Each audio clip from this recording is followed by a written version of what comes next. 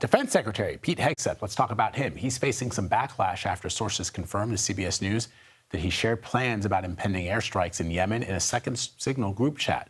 The group chat reportedly included his wife, his brother, and his personal attorney. I want to bring in CBS News senior national correspondent Charlie D'Agata, who's at the Pentagon for us this morning. Charlie, this is sort of remarkable. My wife and I were joking yesterday that she barely knows my schedule when I'm here anchoring CBS Mornings and CBS News 24/7. She always learns after the fact when she actually catches me on television. So this is sort of a unique situation. I guess the question is, what are you hearing from the Pentagon? How are they responding? Yeah, well, so Secretary Hegseth earlier this morning, right from the briefing room, although to Fox and Friends, not an actual briefing, it wasn't so much like a straight-up denial, but more of a deflection. He once again said that there was no classified information shared in either of those chats on Signal. The first one exposed by The Atlantic, the second one we confirmed over the weekend. Again, he lashed out at reporters for targeting the Trump administration, trying to drag down the president's agenda. He accused them of peddling old stuff. No one is texting war plans. This is more of what he had to say.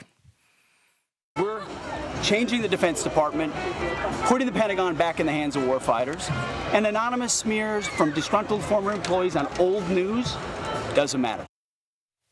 Right. So those employees, he went on to accuse 3 officials that were put on administrative leave last week in a leak investigation for once again leaking information to the media. In his words, once a leaker, always a leaker. Those 3 individuals, including his own senior advisor, Dan Caldwell, they released a joint statement last week saying, after their dismissal, saying, in part, at this time, we have not been told exactly what we've been investigated for, or even if there is a real investigation of leaks, in air quotes, to begin with.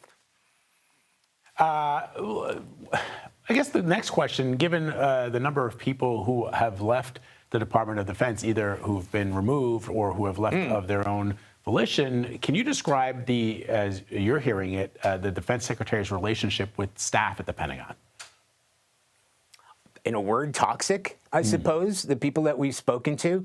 We can also report, and Secretary Hegseth confirmed it this morning, that his own chief of staff, Joe Casper, is heading to another job at the Pentagon. So he's been dismissed. And honestly, Vlad, it's like 10 little Indians here, right? We have the sort of front house office of this OSD that we have spokespeople that we usually get briefings from a couple times a week, that we reach out to if we need to get some sort of editorial support in a story. They've kind of ceased to exist. His right-hand man is Sean Parnell. It's kind of close hold.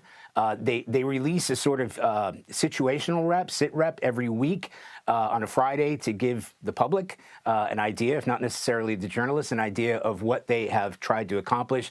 But in terms of us trying to get information, that has become more difficult. I just spoke to a senior official right out in the parking lot, a 4-star general. I said, hey, look, what's new? He said, if I knew, I couldn't tell you. You know, everything is close hold here.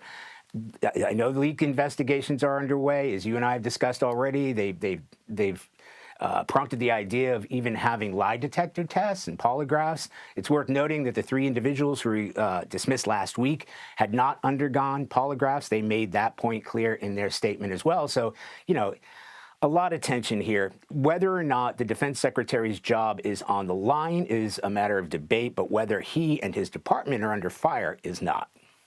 So fascinating, Charlie. I spoke to Admiral William McRaven this morning on CBS Mornings. As you know, he led the raid that killed Osama bin Laden back in 2011. And he, you know, in his book, he just says if people will just own up to their mistakes, you will get goodwill from not only staffers, but also the American people, or the people who are out there to support you and cheer you on. And this seems like it could have all been avoided. But you know, given the kind of guy that the secretary is, it was probably not going to happen.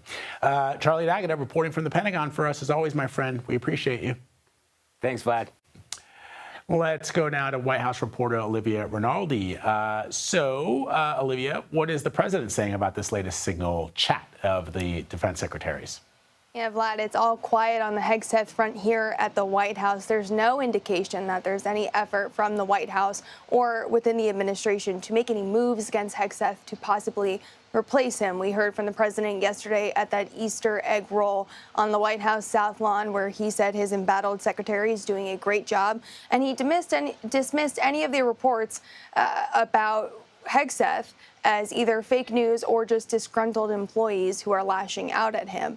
Of course, we heard Hegseth's defense yesterday and this morning saying that those employees are spreading this fake news and cautioned against it. However, we have confirmed that Signal group chat, that second group chat where he was sharing some sensitive information with his wife, his brother, and his personal attorney about potential airstrikes happening in Yemen. And of course, this is just the latest groundswell against Pete Hegseth leading the Department of Defense, as we also heard from John Elliott, who was a former top Pentagon spokesperson, who said that under his leadership, the department has really crumbled.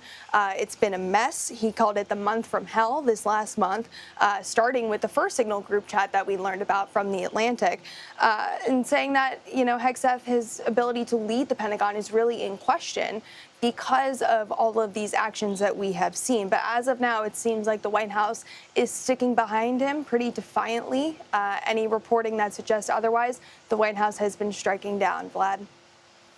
All right. Olivia Rinaldi for us reporting from the White House. Thank you, Olivia.